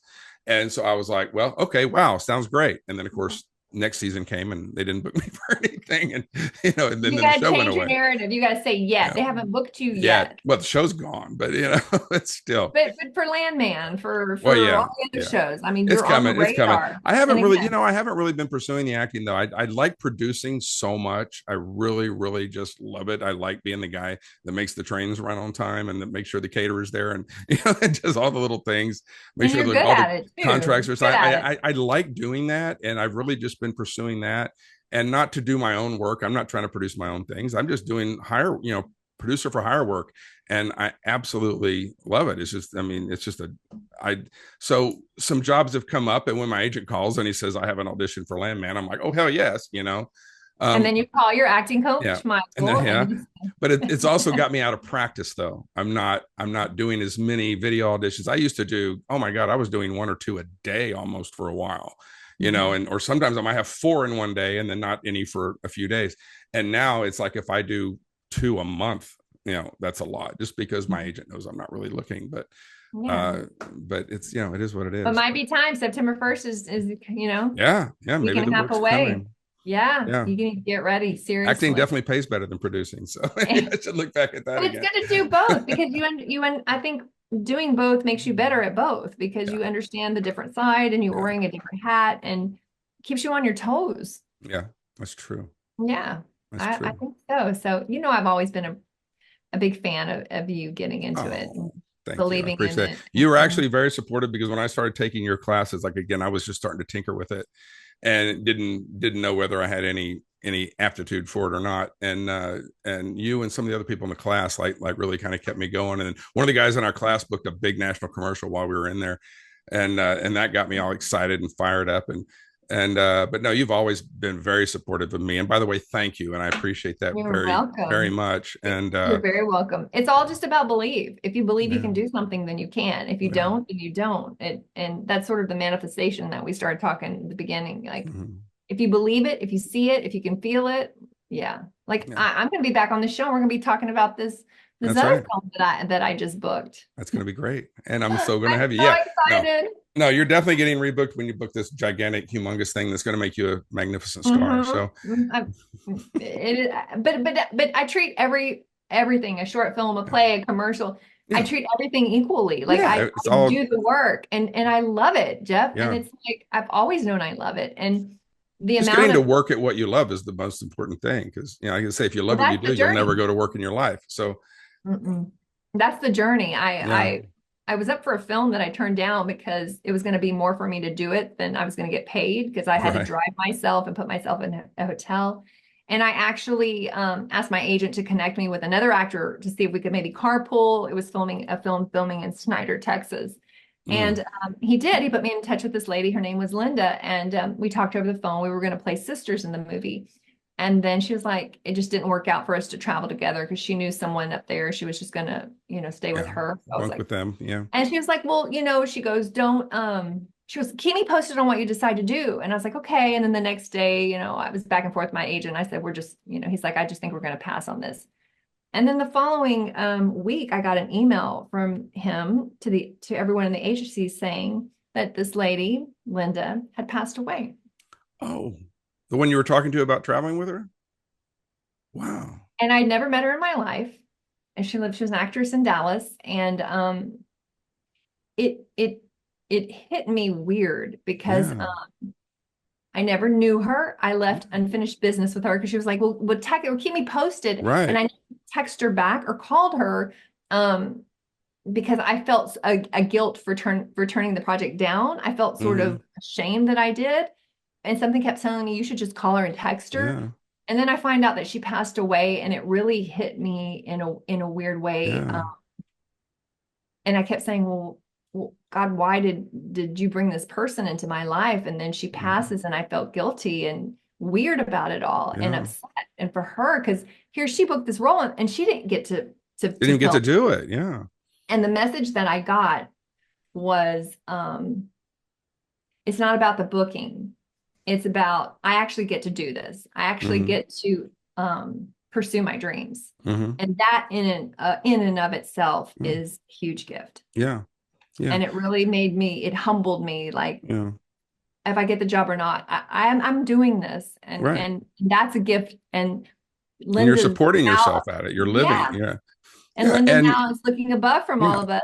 And even she in her final days was getting what she wanted. She booked a big role and she booked something she was excited about. So she was happy. I guarantee you she was happy in her final days. I guarantee you she didn't see that coming either, I don't think.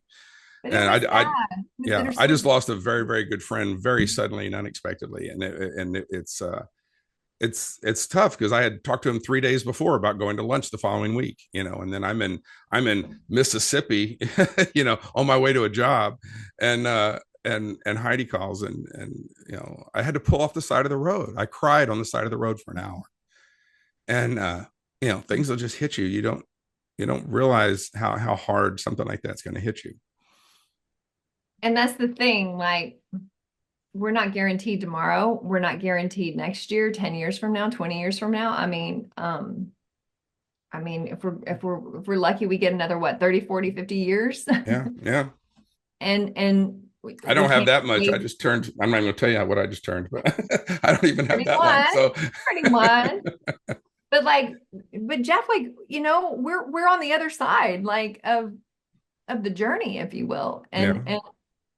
And we don't know how many days we have or how many more opportunities we have. So we got to make the most of everything. And if you're sitting on something, for those that are listening, if you're sitting on an idea or a book or this, or if you're wanting to ask someone out or wanting to take that trip, do it, because in the doing is where magic happens, in the pursuit of our passions is where we're able to feel and see and live magically. And if you just wait for stuff to happen, it doesn't happen. You've got to be brave and pursue it. And isn't that why we're all here, to make a difference and to follow our dreams?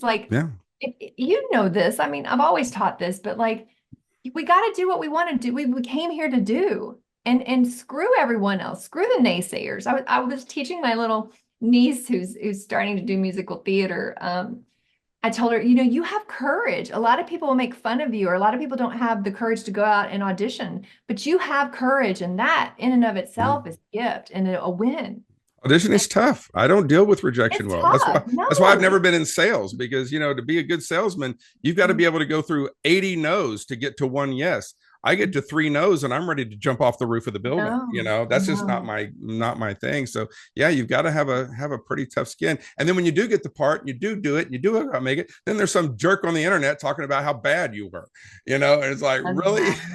No. Or the role, or you get the job, you do it, and then it ends, and then you're back to square one, being an outwork actor, right. Seeing your checking account go back to zero, and seriously. And I'm waiting on the next thing. But you're an actor, and people think it's just you have to be a celebrity to be an actor, but you know what I mean?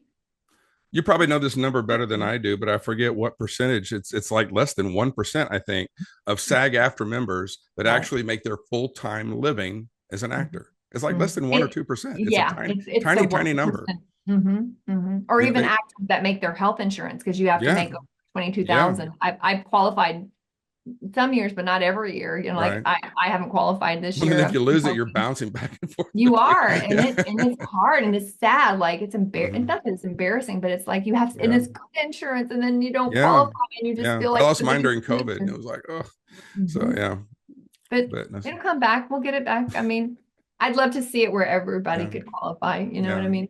Every Yeah. actor, but maybe one day, who knows? Yeah.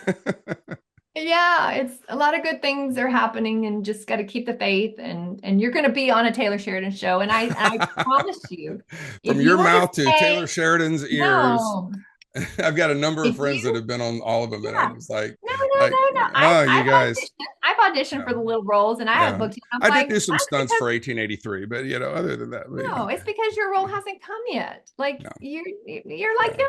it's how you approach the nose. It's how you approach it's not, no, it's not yet. If it's not this, it's something better. I mean, Bryan Cranston, uh, his big breakout TV show, I'm blanking on Mhm. the name, but Breaking Bad. no, the one No, before was it? that, Oh, the comedy, oh, the comedy show was like he I was like can't the think of the dad. name. Yeah, now that I'm trying Yeah, to think of it, I'm but brain like farting on it. I think he had auditioned for a pilot and didn't book, really wanted it, but didn't book it. I read it in his Yeah. biography. And then because he didn't book that first pilot, he was able to book Malcolm in the Middle. Oh, yeah, yeah, yeah. Yeah, Malcolm in the Middle. Yeah. He was able, because he didn't book that first pilot. It was because had he booked that pilot, Yeah. and that pilot didn't even, it like went and then it Yeah. fizzled. It didn't even continue. And then he booked Malcolm in the Middle, Mhm. and that made him a star. That Yeah. said he said where his career changed. And Yeah, then of course he did the There's theatrical lots stuff. of stories like that. Jennifer Aniston, when she booked Friends, was Mhm. already on another sitcom. She'd been Yeah. struggling and trying to, but they already knew this other sitcom was a bomb. It wasn't going anywhere. It was crap. And she Mhm. almost had to turn down Friends because they were going to Mhm. still make them go ahead and shoot the remaining episodes on this original Mhm. sitcom. And she literally ran into an NBC, I think it was NBC or CBS or whoever it was, executive NBC. at a gas station on Sunset Boulevard, and went over to him and said, how can I get out of this? I got this other thing. If she hadn't been able to get out of her contract on that other show, she wouldn't have been able to do Friends, and Friends probably wouldn't be what it was because she was such an integral part of that. And of course, she certainly wouldn't be where she is now unless something else. She's talented enough, something else would have come along, but still, that Friends wouldn't have been her break. It would have been something else. And you hear that from so many people that, It's all about timing. Someone said that to me today. It's all about timing when it's your time. But yes, back to what I was going to tell you. If you said every day for the rest of your life, like I am so lucky that I get to play a leading role in Taylor Sheridan project. If you said that every day until now, until you book it, that saying it is going to believe it. And the belief, if you put something in the universe, it's going to happen. I feel it, but you got to feel it. Well, Michael, that's why you're a coach and an actor and an acting teacher and a mentor and all these other things that you are. You're so much more than just an actress, and you're so much more than a friend, but you are a friend. And thank you so much for coming on the show and sharing this with us, because this is what people need to hear. This show isn't about, oh, I got to walk the red carpet and I looked so pretty and blah, blah, blah. This show is about what it takes to be an actress, what it takes to be a producer, what it takes to be a recording artist, what it takes to be a producer putting on a show, whether it's a movie, a TV show, or a stage show, or a musical concert. It's about that. This is the resource we're trying to bring to Texas people in this business. This isn't just for fans or whatever. This is for people that are trying to make it in the business. There's people out there that really want to be a guy that produces concerts. Great. This is where you're going to learn how to make the trains run on time. This is where you're going to learn how to deal with people. And so you coming on, not only tell us about your fabulous career, and you're so been in some great stuff, and you've got great stories, and you're so talented and so beautiful, and everything is just going great. But it's also this wisdom you bring to us, and your positive energy and your positive attitude, and your good coaching and your mentorship. And I appreciate you bringing that to my show, because it just made my show better. And not just this show, but the whole series. It made the whole show better. So I appreciate you doing that for us. And you're very welcome. Just keep believing. Just keep believing. Don't stop believing. That's right. Well, thank you for coming on the show. I know you've got to get back to your family and everything. Thank you so much. I got to go eat dinner now. Yeah. Ladies and gentlemen, but I'll come back. We'll do it again. We'll do Michael it again. McCausland. We will. Michael McCausland, everybody. Thank y'all. Thank you so much. Thank you, guys. Hey everybody, I want to talk to you for a second about one of our sponsors, Norton VPN. Fast, reliable privacy and malware protection. Norton VPN Plus. Watch your favorite content from all around the world. Easy to use VPN that won't slow you down. Fastest upload and download speeds versus the competition. Protection for 5 PCs, Macs, tablets, and phones. Annual plans come with a 60-day money-back guarantee, all for as little as just $2.50 a month. Protect your online privacy and secure your data with Norton VPN. Hey, I just wanted to thank everybody for tuning into episode 2 of Texas Backstage Pass. Again, especially if you watched episode 1, thanks for coming back. If this is your first episode, thank you for coming. We appreciate you watching. Please, please, please, if you got anything out of this episode, if you think it's going to be helpful to you, if you think it's going to be a resource, you please click like on whatever venue you're watching us on or listening to us on. Please click like, please subscribe. That's how our advertisers know that people are watching, and that will give us the resources to go out and build this show up and make it even better and allow us to go on locations and talk to the people that you really, really, really want to hear from and that you really want to get information and advice from.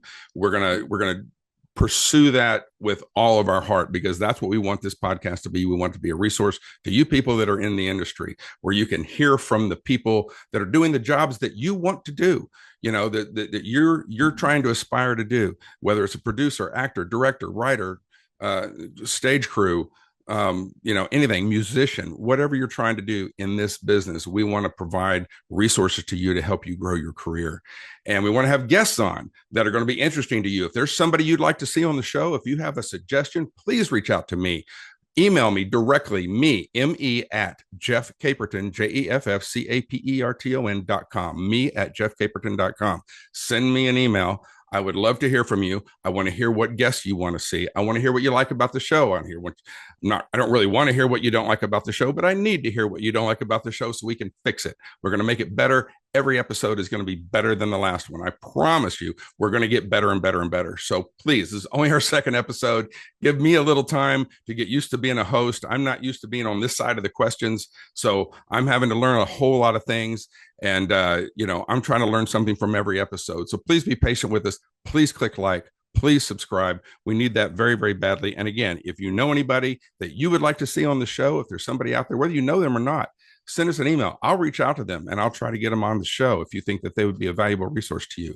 Please do that. If there's an event you'd like us to know about, send us that also. If there's an event you'd like to invite us to come out, maybe talk to some people there, maybe do some remote a recording for the show, shoot me an email, me at JeffCaperton.com, or just comment on the podcast. I'll be happy to follow up with that. Next week, our guest, I only have one book so far. I'm still trying to book the other one, but our first guest is Tex McDormand. Tex is an awesome, you're going to love this guy. He is so cool. He is an MC and an announcer for most of the extreme sports in Texas and in other states around the world. But he's out of a small town north of Denton, Texas. He has a body shop and a custom motorcycle and detail shop that does.